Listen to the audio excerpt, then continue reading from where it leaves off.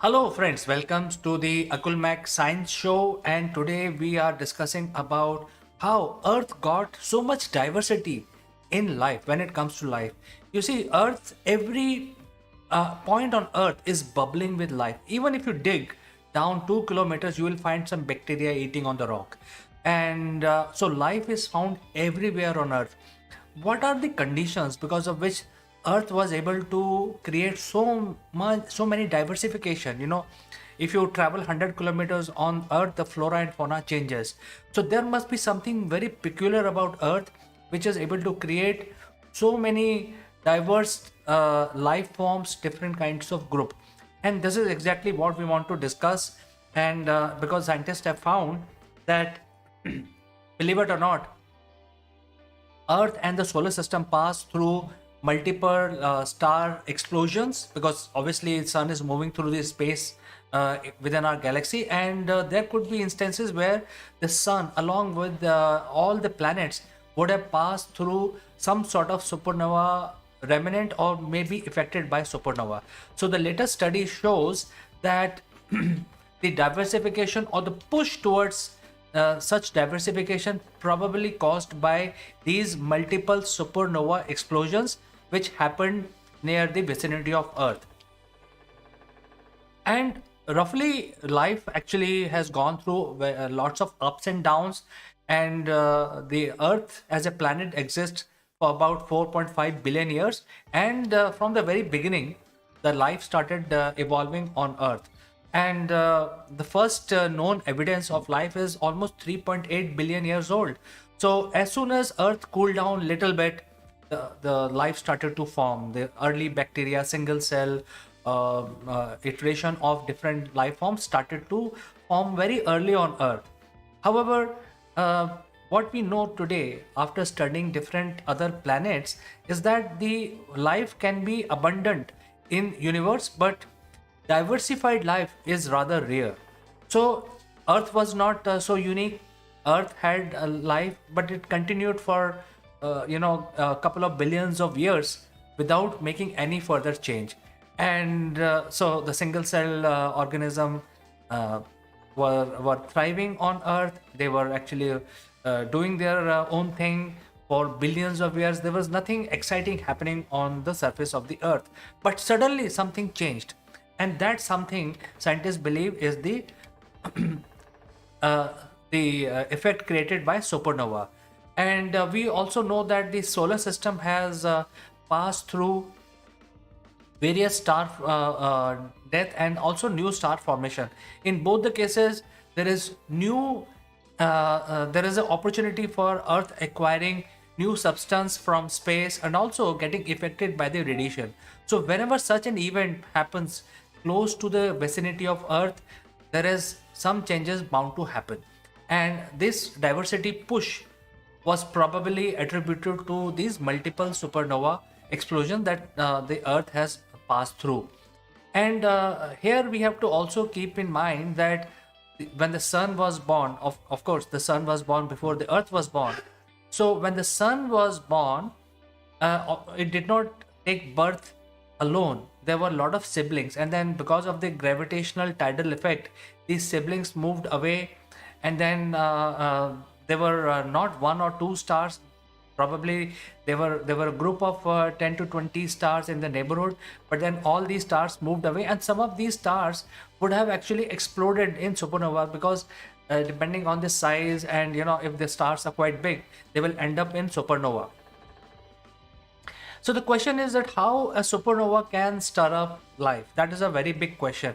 Uh, so if the some stars in the neighborhood are going supernova, they will explode in a very huge explosion, and all kinds of radiation will be produced in supernova whenever it happens. And also some rare elements are also generated in that split second of the supernova. We know that supernova happens when the iron start forming in the core of that star, and when the iron start forming in the core of the star, within a few seconds the star will go supernova. And then in that split second, one third or one fourth of the second, higher elements big higher than iron are created. Some of them are created like copper, etc., which are much heavier than iron, are created in that particular split second. And obviously, when the explosion is happening, all this material is expanding outwards, along with huge heat, lot of radiation, lot of gamma radiation, all kinds of radiations are being produced. So the question is how the diversity can be stirred up by the supernova is being answered.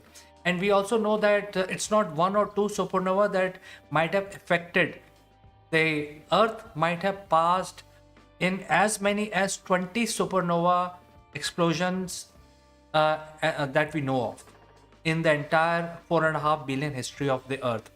In fact, these multiple supernova have also created a protective bubble around the solar system, which protect the solar system from the incoming cosmic radiation, which is much more powerful than the solar radiation. So this bubble which has been created, it is a lucky coincidence for us that we are passing through, and there is a bubble around us which is helpful in protecting life on the inside the solar system, which includes Earth also. So we don't know, there could be life on other planets as well.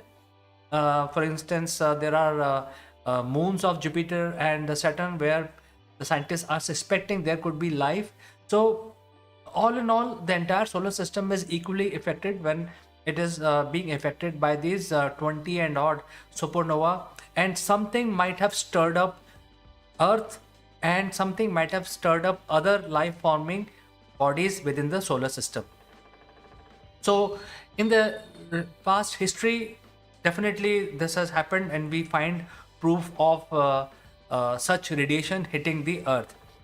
So first change that scientists have noticed is really happened in the oceans, because Earth had terrestrial ocean, and now the terrestrial ocean is basically, we know that almost 500 million year back, the life continued for about 2.5 billion years without any excitement.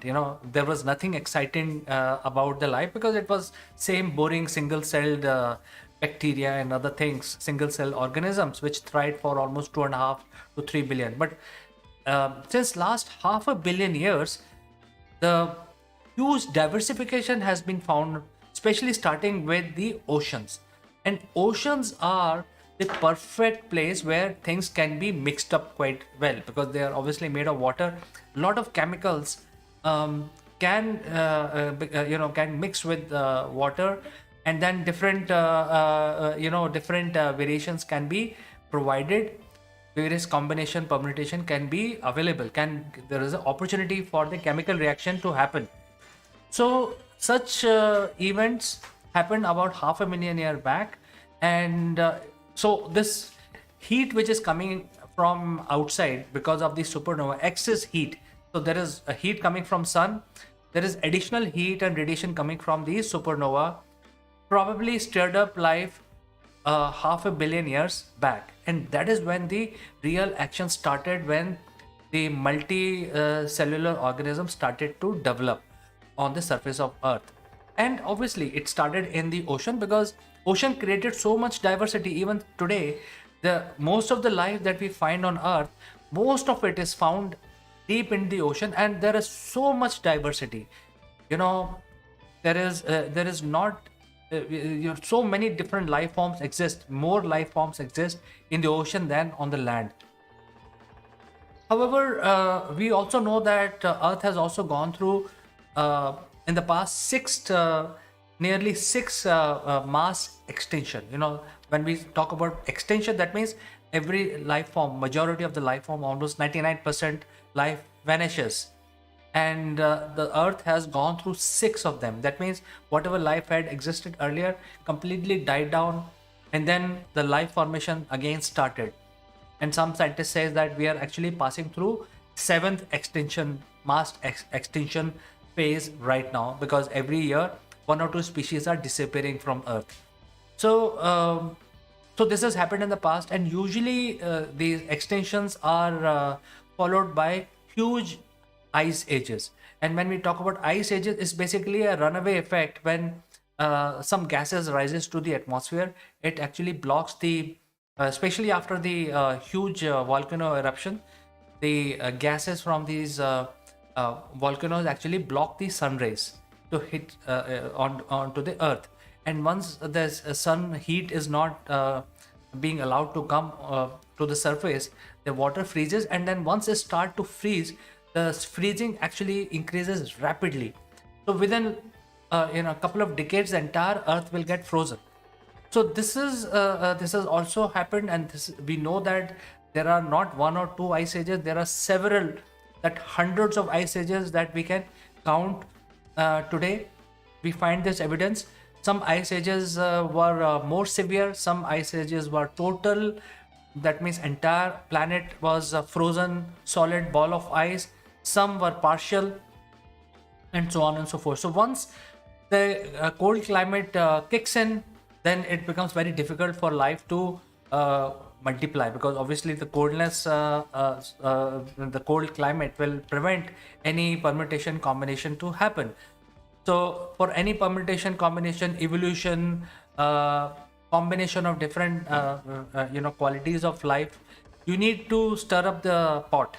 You need to increase the heat, and probably the excess heat came from these supernova, which at the right opportune time created extra heat, and because of which during the ice age, especially when the heat is coming in, the water started to melt, and then these minerals were able to spread across the earth.